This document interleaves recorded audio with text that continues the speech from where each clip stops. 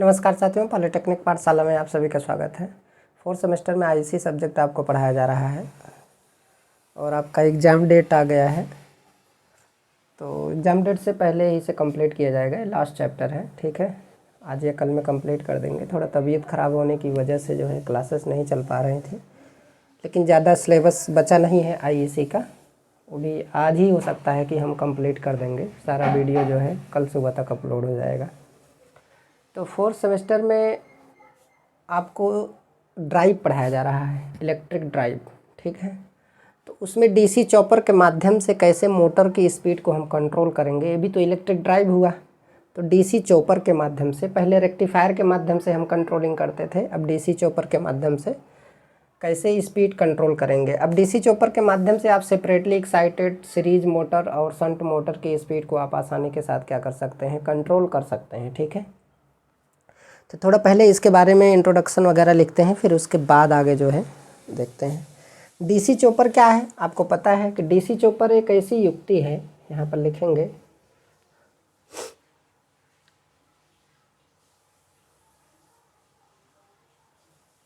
DC chopper एक ऐसी युक्ति है जो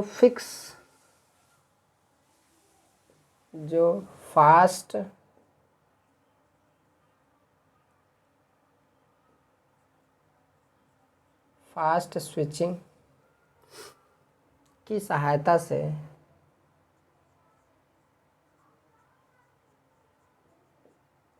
स्विचिंग की सहायता से फिक्स डीसी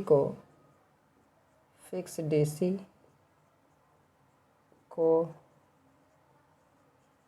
वेरिएबल डीसी में कन्वर्ट करता है।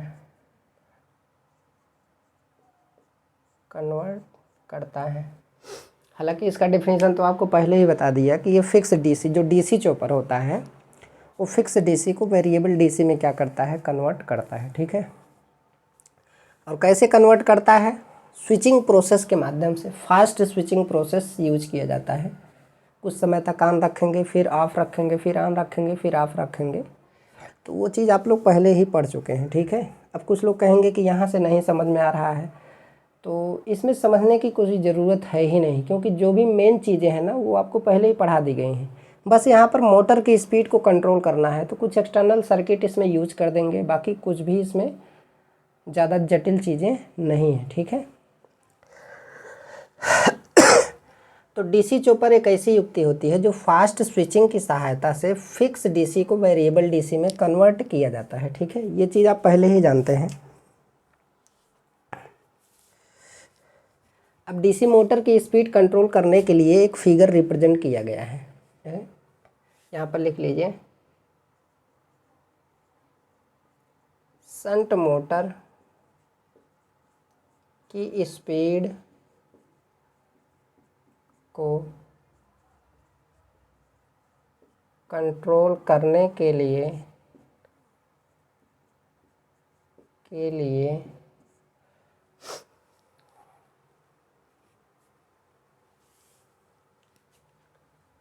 एक ब्लॉक डायग्राम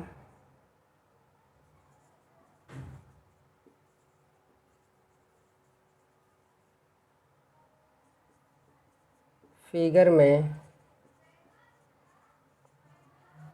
रिप्रेजेंट किया गया है, ठीक है।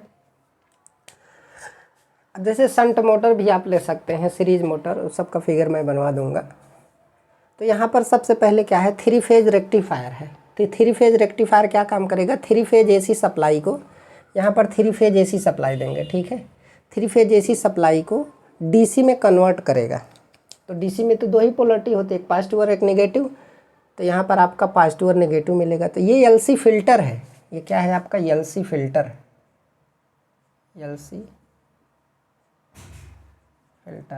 एल और सी मिल करके एक फिल्टर बना रहे हैं। मतलब डीसी में जो रिपल्स होंगे, रिपल्स को ख़त्म करने के लिए एलसी फिल्टर का यूज किया गया है, ठीक है। ये चीज़ आपको पता होगा। उसके बाद चॉपर सर्किट जो हमारा प्योर डीसी मिलेगा वो चॉपर सर्किट के इनपुट में जाएगा। तो अब ये चॉपर सर्किट के इनपुट में जब ये जो फिक्स डीसी जाएगा तो इसे वेरिएबल डीसी में कन्वर्ट करेगा आउटपुट में, ये इसका आउटपुट है। उसकी सहायता से हमारा डीसी मोटर है, डीसी मोटर हमारा क्या होगा, उसकी स्पीड कंट्रोल होगी। भाई यहाँ पर जितनी रिक्वायरमेंट होगी उसी हिसाब से हमें आउटपुट में डीसी चॉपर प्रोवाइड करेगा। तो यहाँ पे हमारी डीसी मोटर क्या होगी, ऑपरेट होगी। ये चीज़ लगा है यहाँ तक, ठीक है। अब यहाँ पर एक लॉजिक और फायरिंग कंट्रोल सर्किट लगा है, लॉजिक और फायरिंग कंट्रोल सर्किट, और एक एरर एम्पलीफायर लगा है।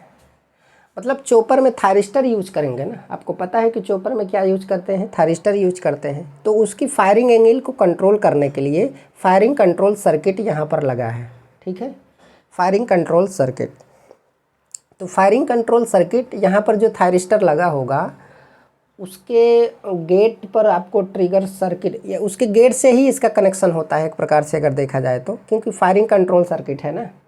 तो गेट के माध्यम से उसे क्या किया जाता है, फायरिंग किया जाता है, जिससे हमारा फायरिंग एंगल को कंट्रोल करके हमें आउटपुट वोल्टेज, हम आउटपुट वोल्टेज को क्या कर सकते हैं, कंट्रोल कर सकते हैं, ठीक है। तो अब यहाँ पर ध्यान से देखिए एक चीज़, एक यहाँ पे कंपैरेटर लगा है, इसे क्या बोलते हैं, कंपैरेटर बोलते हैं। ये हमारा क्या है, कंपैरेटर। देखिए यहाँ पर एक चीज़ लगा है, टेको जनरेटर। टेको जनरेटर का मतलब है कि आपको पता है कि जब चॉपर डीसी मोटर को ऑपरेट कराएगा, ये डीसी मोटर है, ये मैकेनिकल कपलिंग हुई है। कौन सी कपलिंग हुई है, मैकेनिकल कपलिंग, ठीक है। तो मैकेनिकल कपलिंग के माध्यम से यहाँ पर एक हमारा जनरेटर है, यहाँ पर क्या है, हमारा जनरेटर है। तो जनरेटर है, तो ये जनरेटर क्या काम करेगा, इसका नाम है टेको जनरेटर। इसे स्पीडोमीटर के नाम से भी जानते हैं। इसे किसके नाम से जानते हैं, स्पीडोमीटर के नाम से जानते हैं। आपको पता है कि जो स्पीडोमीटर होता है उसको ले जाकर के शाफ्ट में लगा देते हैं, तो वो क्या करता है, वो स्पीड को इलेक्ट्रिकल एनर्जी में कन्वर्ट कर देता है, और क्या कहते हैं, वो वोल्टेज में कन्वर्ट कर देता है। इलेक्ट्रिकल एनर्जी में कन्वर्जन का मतलब है कि वोल्टेज में कन्वर्ट कर देगा। तो इसका जो आउटपुट होगा ना वो वोल्टेज होगा, इसका जो आउटपुट होगा वो क्या होगा, इसका जो आउटपुट होगा वो वोल्टेज होगा। हालांकि यहाँ पर डीसी मोटर ऑपरेट हो रहा है, तो डीसी मोटर जो है, डीसी यहाँ पे आपको डीसी मिल रहा है ना, वेरिएबल डीसी मिल रहा है। तो डीसी सप्लाई लेकर के ये मोटर ऑपरेट हो रहा है, जिससे मैकेनिकल एनर्जी प्रोड्यूस हो रही है, ठीक है। उसके बाद जो है टेको जनरेटर यहाँ पर कनेक्ट किया गया है। अब क्यों कनेक्ट किया गया है उसके बारे में आगे बताएंगे। कनेक्ट करके जो है ये मैकेनिकल एनर्जी को वोल्टेज में कन्वर्ट कर रहा है, और ये वोल्टेज यहाँ से आ रहा है, यहाँ कंपैरेटर के पास आ रहा है, कंपैरेटर, ठीक है। ये कंपैरेटर का हमारा सिंबल होता है। और यहाँ पर रिफरेंस वोल्टेज है, यहाँ पर कौन सा वोल्टेज है, रेफरेंस वोल्टेज है। और यहाँ पर हमारा क्या है, यहाँ से सिग्नल हमारा निकल करके आएगा वोल्टेज के फॉर्म में, ठीक है, सिग्नल निकल करके आएगा वोल्टेज के फॉर्म में। तो वोल्टेज के फॉर्म में जब इधर से सिग्नल इंटर करेगा, इधर रिफरेंस वोल्टेज जाएगा, तो दोनों के बीच में क्या होगा, दोनों के बीच में कंपैरिजन होगा। जब कंपैरिजन में डिफरेंस आएगा तब जा कर के एरर एम्पलीफायर उस डिफरेंस को एम्पलीफाई करके लॉजिक फायरिंग कंट्रोल सर्किट को देगा। अब फायरिंग कंट्रोल सर्किट जो है फायरिंग एंगल को क्या करता है, कंट्रोल करता है, जिससे हमारा आउटपुट वोल्टेज क्या हो जाता है, कंट्रोल हो जाता है, ठीक है। मतलब रेफरेंस वोल्टेज जो है ना, यहाँ पर जो कंपैरेटर है वो इस वाले सिग्नल, ये जो हमारा सिग्नल है फीडबैक सिग्नल या फीडबैक वोल्टेज के नाम से भी आप जान सकते हैं। इधर फीडबैक हो रहा है ना, आप फीडबैक बोल सकते हैं। मान लीजिए फीडबैक वोल्टेज और ये रेफरेंस वोल्टेज, तो इन दोनों में कोई अंतर नहीं आना चाहिए। इन दोनों का अंतर जो आना चाहिए वो जीरो आना चाहिए। अगर कुछ न कुछ अंतर आ रहा है तो इसका मतलब ज़रूर सर्किट में कुछ न कुछ क्या है, एरर है। तो उस एरर को दूर करने के लिए यहाँ एरर एम्पलीफायर लगा है। तो एरर सिग्नल जब एरर एम्पलीफायर में जाएगा तो एम्पलीफाई होगा, और एम्पलीफाई होकर के फायरिंग कंट्रोल सर्किट में जाएगा। फायरिंग कंट्रोल सर्किट चॉपर के अल्फा को क्या करेगा, फायरिंग एंगल को कंट्रोल करेगा। जब फायरिंग एंगल कंट्रोल होगा तो इसका आउटपुट डीसी कंट्रोल होगा, जिससे आउटपुट मोटर की स्पीड भी हमारी क्या होगी, कंट्रोल होगी, ठीक है। इसीलिए ये टेको जनरेटर यहाँ पर लगाया गया है, जिसे स्पीडोमीटर के नाम से भी क्या करते हैं, जानते हैं, जिसे स्पीडोमीटर के नाम से भी क्या करते हैं, जानते हैं। ठीक है, कंपैरेटर है तो कंपेयर करेगा, दो सिग्नल के बीच में कंपेयर करेगा। अब इसी के बारे में लिखना है, बाकी कुछ भी है नहीं। अब चॉपर की बात की जाए तो चॉपर में आप फायरिंग एंगल को कंट्रोल करेंगे। फायरिंग एंगल का मतलब है उसके फायरिंग एंगल को तो कंट्रोल करेंगे ही। एक ऑन टाइम होता है और एक ऑफ टाइम होता है, एक ड्यूटी साइकिल होता है। ठीक है, तो इन चीज़ों को कंट्रोल करके जो है हम आउटपुट वोल्टेज को क्या करते हैं, कंट्रोल करते हैं। अभी उसके बारे में हम लोग क्या करेंगे, पढ़ेंगे।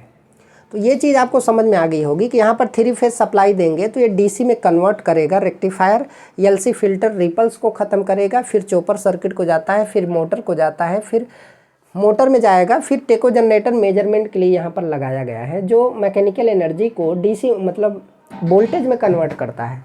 ये वोल्टेज फीडबैक होकर के यहाँ पर कंपैरेटर पे आएगा। यहाँ पर ईरर एम्पलीफायर लगा है, लॉजिक और फायरिंग कंट्रोल सर्किट लगा है, बाकी इसमें कुछ भी नहीं है। ठीक है, और ये जो पहले speed control of DC motor हम पढ़ाए हैं रेक्टिफायर मेथड से, उसमें भी कंपैरेटर वगैरह यूज किया जाता है, लेकिन उसमें सारी सर्किट को आपको नहीं बताया गया है, क्योंकि उतना ज़्यादा बताने की ज़रूरत नहीं है। जो आपके एग्ज़ाम में आता है कंपटीशन में और जो पूछा जाएगा केवल उतना ही आपको क्या किया जाएगा, बताया गया है। ठीक है,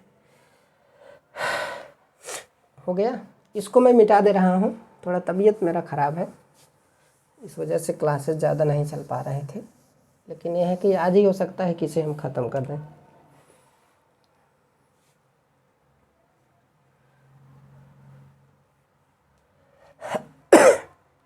इस स्कीम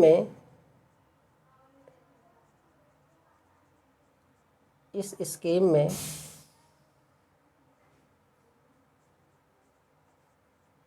थ्री फेज एसी को डीसी में कन्वर्ट किया जाता है,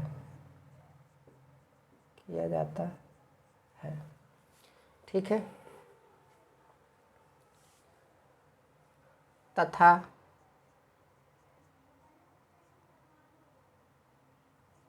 एलसी फिल्टर की सहायता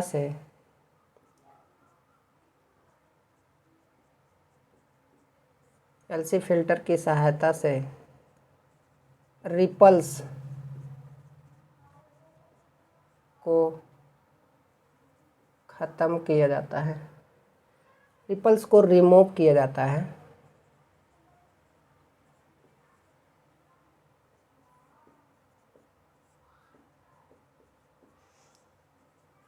रिपल्स को हटाने का मतलब है कि जैसे 3 फेज एसी सप्लाई देंगे तो आउटपुट में डीसी मिलेगा।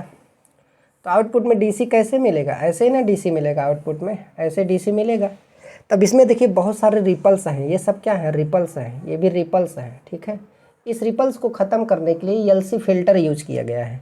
तो जब एलसी फिल्टर लगा देंगे ना तो लगभग हमें कुछ ऐसा डीसी क्या होगा, मिलेगा। देखिए इसमें रिपल्स कम है, फ़िल्टर लगाने के बाद ये डीसी हमें क्या हुआ, मिला, जबकि फ़िल्टर से पहले वाला डीसी ये है। अगर और ज़्यादा फ़िल्टर लगाएंगे तो और ज़्यादा शुद्ध डीसी हमें क्या होगी, मिलेगी। तो पूर्ण रूप से शुद्ध नहीं मिल पाता है, लेकिन बस एक आपको समझाने के लिए मैं ये बता रहा हूँ कि अगर मान लीजिए फ़िल्टर नहीं यूज करेंगे तो आउटपुट डीसी में रिपल्स बहुत ज़्यादा होंगे। तो रिपल्स को ख़त्म करने के लिए हम फ़िल्टर यूज करते हैं, एलसी फ़िल्टर। ठीक है, हो गया।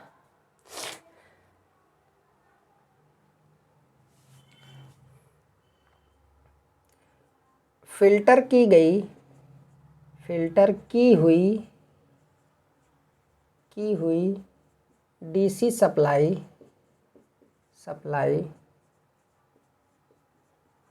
चॉपर सर्किट को मिलती है,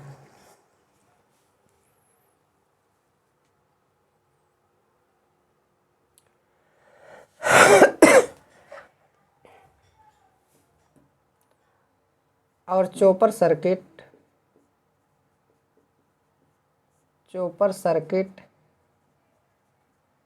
इस डीसी को वेरिएबल डीसी में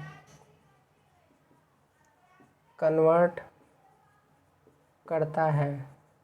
ठीक है, वेरिएबल डीसी में कन्वर्ट करता है। ये हो गया।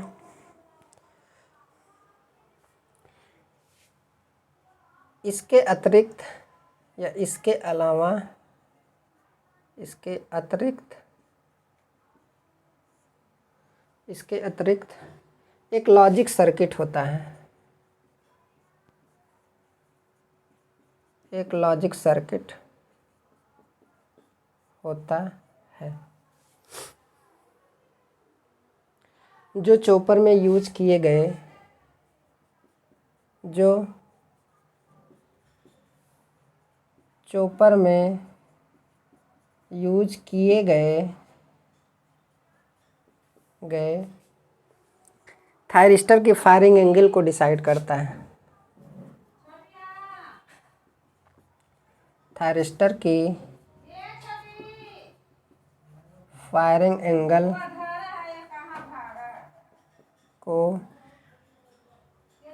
कंट्रोल करता है। फायरिंग एंगल को क्या करता है? कंट्रोल करता है। भाई यही तो है हमारा लॉजिक सर्किट या फायरिंग कंट्रोल सर्किट। तो चॉपर के थायरिस्टर के फायरिंग एंगल को क्या करता है? डिसाइड करता है। इसी के माध्यम से वो क्या होता है? डिसाइड होता है, क्योंकि ये सर्किट थायरिस्टर के गेट से जुड़ा होगा ना, तभी तो डिसाइड कर पाएगा। फायरिंग एंगल को डिसाइड करता है, यहाँ पर लिख दीजिए डिसाइड। ठीक है, इस लॉजिक सर्किट का इनपुट सिग्नल यहाँ पर लिखेंगे। इस लॉजिक सर्किट का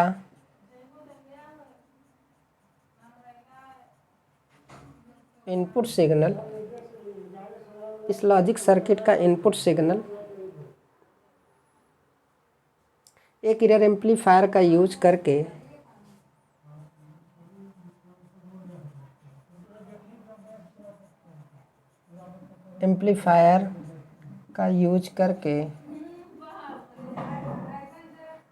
एक एम्पलीफायर का यूज करके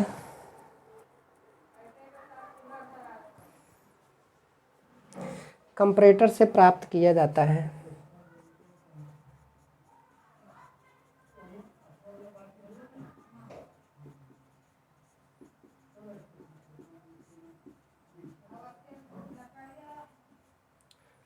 कंपैरेटर से प्राप्त किया जाता है। ठीक है,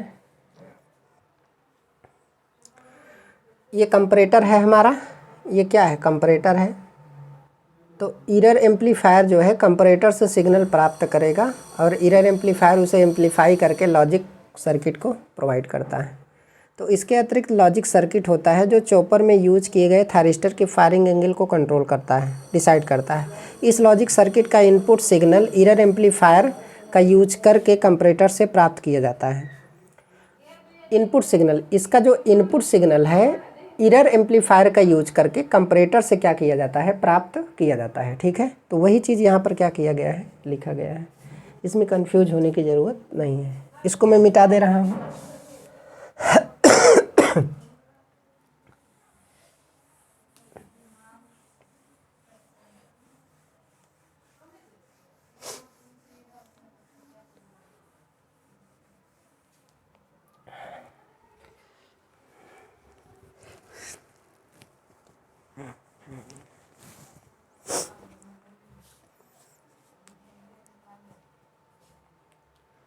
हो गया।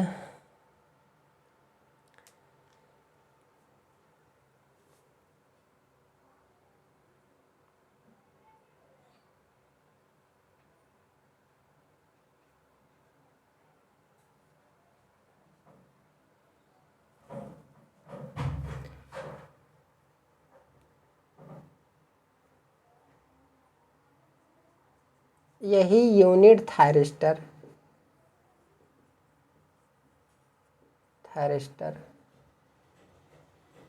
के ऑन तथा ऑफ टाइम पीरियड्स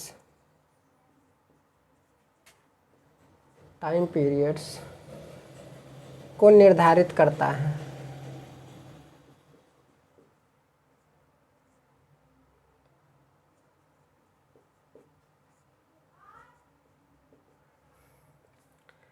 यही यूनिट, ये देख रहे हैं ना, ये जो हमारी यूनिट है, कंपैरेटर से लेकर के error amplifier, logic circuit controller, ये जो हमारी यूनिट है, यही यूनिट थायरिस्टर के ऑन तथा ऑफ टाइम पीरियड को क्या करता है, कंट्रोल करता है। आपको पता है कि गेट के माध्यम से उसे क्या किया जाएगा, ट्रिगर कराया जाएगा।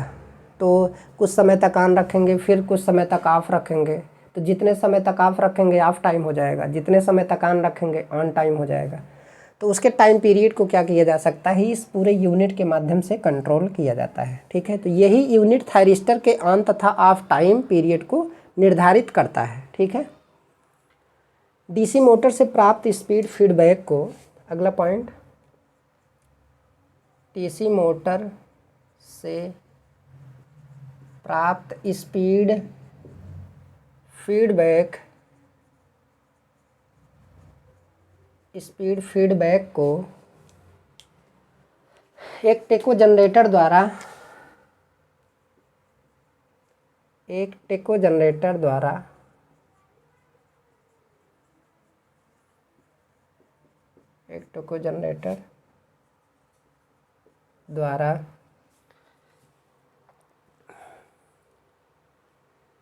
वोल्टेज सिग्नल में कन्वर्ट किया जाता है। इक्विवेलेंट वोल्टेज सिग्नल में कन्वर्ट किया जाता है। डीसी मोटर है, डीसी मोटर जो है टेको जनरेटर को चलाएगा। टेको जनरेटर आउटपुट में वोल्टेज जनरेट करेगा। तो टेको जनरेटर छोटी मशीन होती है, ठीक है, उसके साथ में ले जा कर के भिड़ा देंगे तो क्या होगा, वो चलने लगता है और उसके इक्विवेलेंट जो है हमारा वोल्टेज क्या करता है, जनरेट करता है। ठीक है, किसके इक्विवेलेंट, जितनी आपकी मोटर की स्पीड है उस मोटर की स्पीड के इक्विवेलेंट ही वोल्टेज को क्या करता है, जनरेट करता है। ठीक है,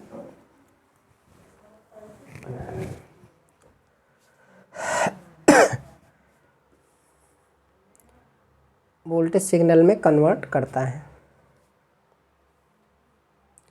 यह वोल्टेज सिग्नल इस वोल्टेज सिग्नल की तुलना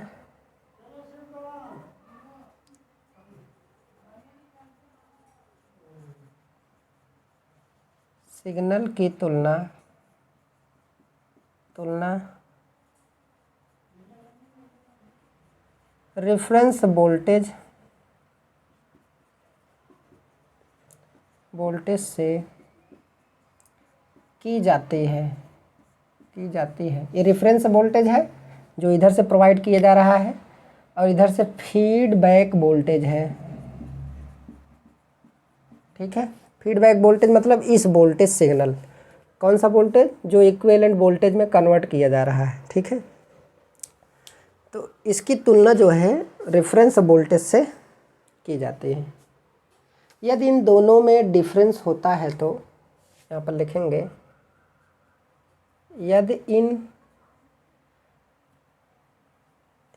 यदि रेफरेंस वोल्टेज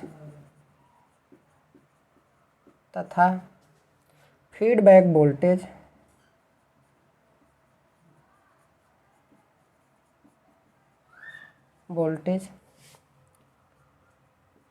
में डिफरेंस होता है तो कंपैरेटर एक एरर सिग्नल जनरेट करता है।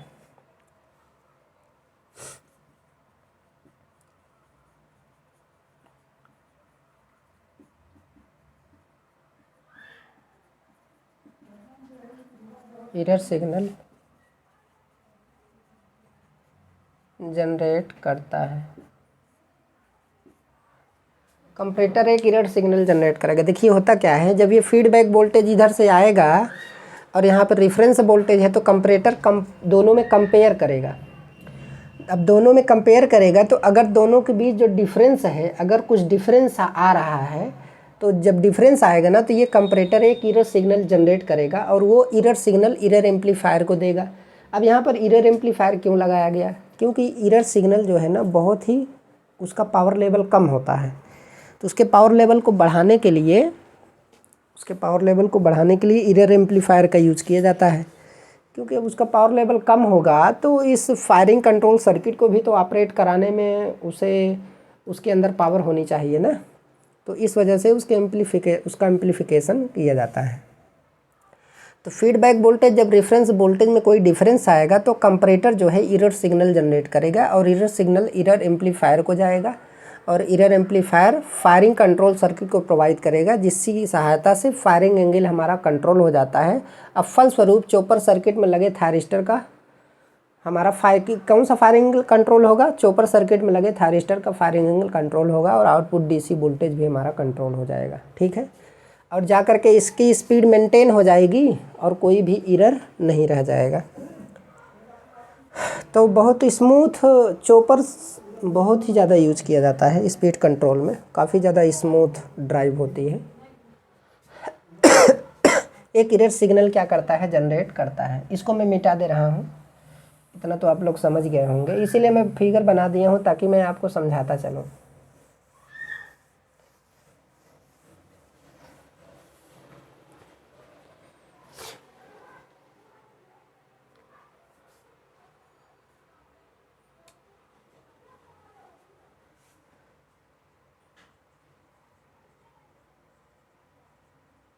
एरर सिग्नल को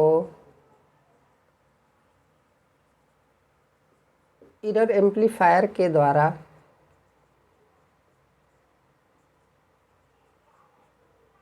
एम्पलीफाई किया जाता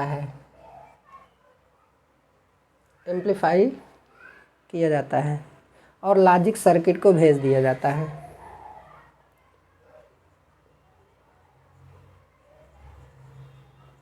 लॉजिक सर्किट या फायरिंग कंट्रोल सर्किट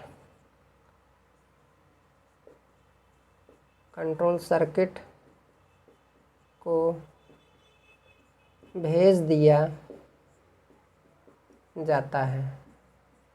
ठीक है, किसको भेज दिया जाता है? फायरिंग कंट्रोल सर्किट को भेज दिया जाता है।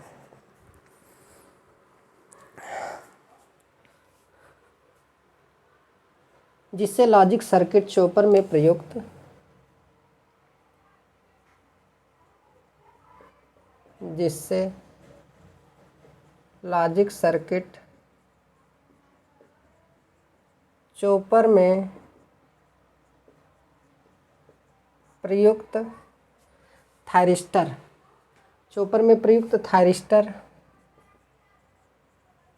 थायरिस्टर के ऑन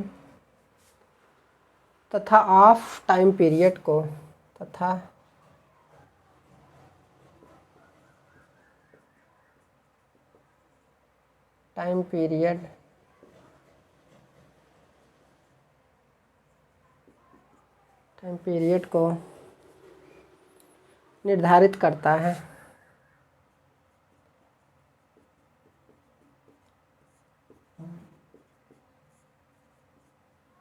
निर्धारित करता है। ठीक है,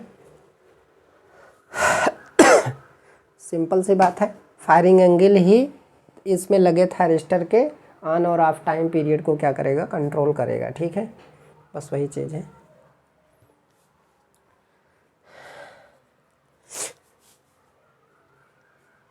इसको मैं मिटा दे रहा हूँ।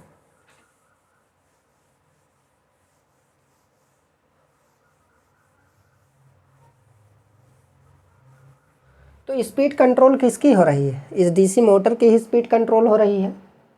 वो तो यहाँ पर ये सारे सिस्टम इसलिए जोड़े गए हैं ना, ताकि चॉपर की आउटपुट वोल्टेज को कंट्रोल रखा जाए, जितनी रिक्वायरमेंट है उतनी।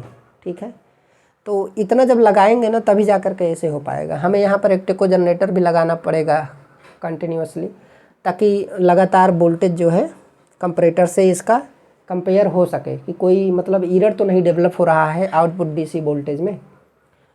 तो अगर डीसी वोल्टेज में एरर होगा तो उसकी स्पीड में एरर होगा, स्पीड में एरर होगा तो वोल्टेज में एरर होगा, तो क्या हो जाएगा, कंट्रोल हो जाएगा। ठीक है, तो आज का क्लास यहीं तक। अगले लेक्चर में डीसी चॉपर कंट्रोल सर्किट और पढ़ाएंगे आपको। धन्यवाद।